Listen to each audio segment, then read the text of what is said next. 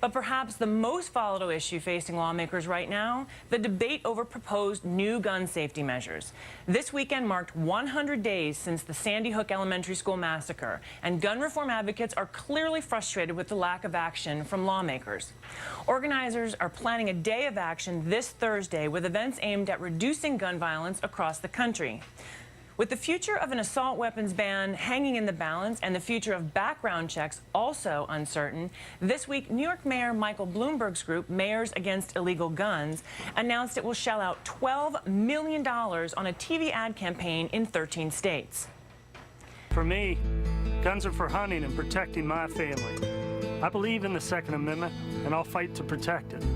But with rights come responsibilities. That's why I support comprehensive background checks, so criminals and the dangerously mentally ill can't buy guns. That protects my rights and my family. Now, the ad targets senators, both Democrats and Republicans, who might be on the fence but open to backing a package of federal gun law reforms. Mayor Bloomberg told NBC's David Gregory on Meet the Press that lawmakers are going to spurn the public at their peril. If 90% of the public want something and their representatives vote against that, common sense says they are going to have a price to pay for that. Now, later in the same program, Mr. Common Sense himself, the NRA's Wayne LaPierre, dismissed the mayor's campaign as a mere vanity project. And he can't spend enough of his $27 billion to try to impose his will on the American public. They don't want him in their restaurants. They don't want him in their homes. They don't want him telling them what food to eat. They sure don't want him telling them what self-defense firearms to own. And he can't buy America. Right, because of course the NRA never tries to use its financial resources to influence opinions. And Wayne LaPierre also seems to forget that Mayor Bloomberg actually doesn't need to buy public opinion on this issue because the majority of Americans agree with him.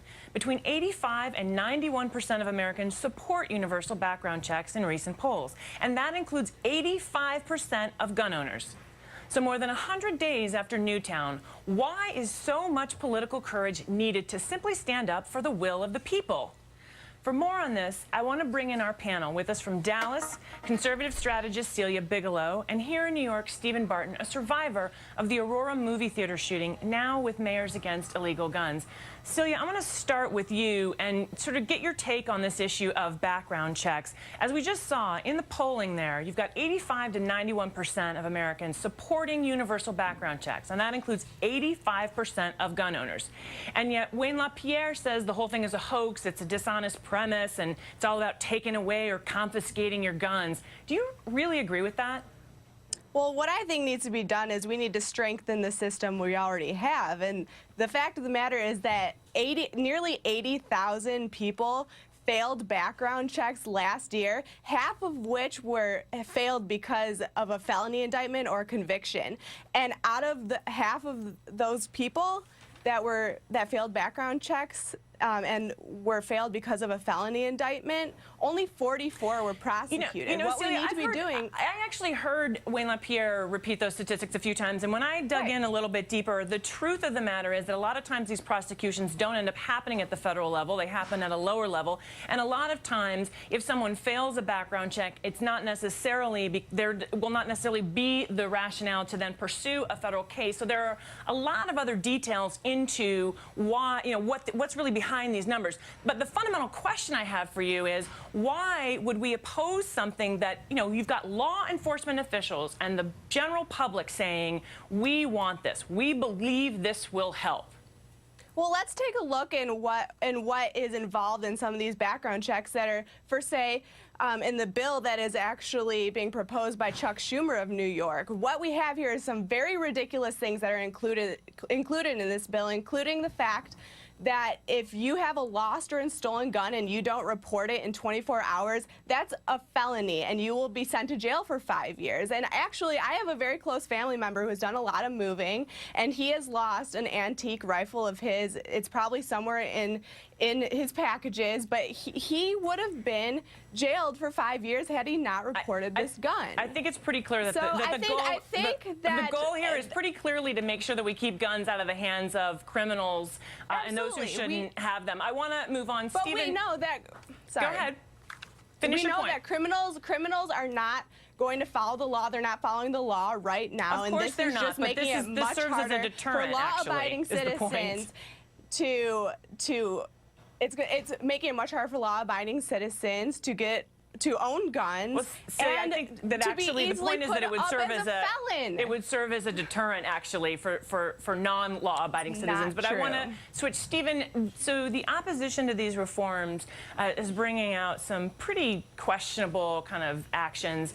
We've got the NRA issuing sort of these targeted robocalls in the area around Newtown. So let's take a listen to this.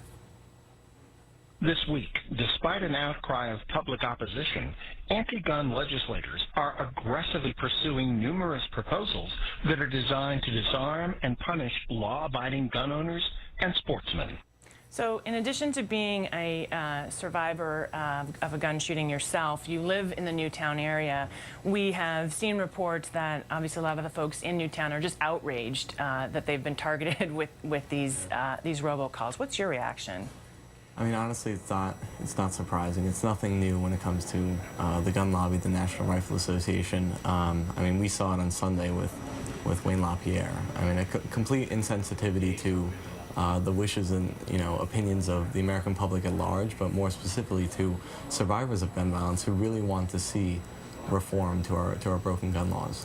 And so just since you're working with Mayor Bloomberg's group, these ads that you've put out that are going to be targeting both Democrats and Republicans, do you expect that's going to help move the needle or try to raise the temperature for members of Congress when they come back? I really do. I mean, for so long, the NRA has been the only player in the game. They've been the ones who have basically been alone in talking about gun policy, but now there's a new player. And there are several new players, Gabby Giffords and Mark Kelly as well. So, I mean, I really believe the tide is turning. Politicians are finally going to be held accountable for spurning, what a majority of the American public wants in our laws. I hope you're right, because some are a little bit less hopeful, but I do hope you're right. Celia, the White House today said that it was pleased that there is going to be a vote on an amendment for an assault weapons ban in the Senate. This was in response to those mass shootings like Newtown and Aurora, where Stephen was shot. But you've written that the AR-15, a woman wouldn't want to be stuck at home without one, despite studies that show women are actually nearly 3 times more likely to be murdered if they have a gun in their home. Well, I personally bought my AR-15 for home defense, and the fact is that I don't want to be stuck at home without one, because what if multiple intruders entered my home and they were armed? What if I didn't have a gun? I would be out of luck.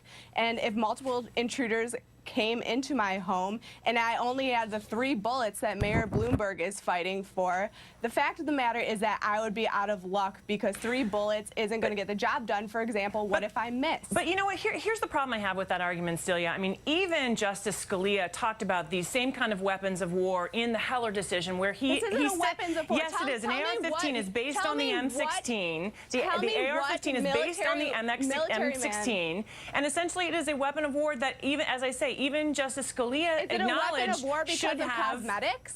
Even Justice Scalia acknowledged. It is a semi-automatic rifle. Do you want to answer the question, or do you want to? That means it's the same as a handgun, a semi-automatic handgun. But even Justice Scalia has acknowledged that our rights don't come without some kinds of restrictions. And so when you're talking about the AR-15, which is modeled on the M16, it is a weapon of war. Sorry, it looks scary. Well, you know what? Here's why I raised this with you. Stephen, you've said that if the AR-15 that the shooter in Aurora hadn't jammed, you would be dead. Right? Yeah, I mean, that's what we're talking about here, right? I absolutely believe that. And sure, an AR-15, it looks scary, but it also is far more deadly than a handgun. I mean, it's easier to manage.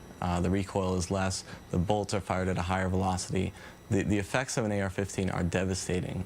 When ambulances were called to the scene in Sandy Hook Elementary School, none of the victims were alive, or even had any chance. They were pronounced all dead on arrival. And so, I mean, this isn't a cosmetic difference, and to suggest so is an insult to everyone who has ever been affected by that sort of violence. That's not a fair argument. You know what, Celia? We're going to leave it there. Let's respect Stephen's opinion. Celia Bigelow, Stephen Barton, thank you both.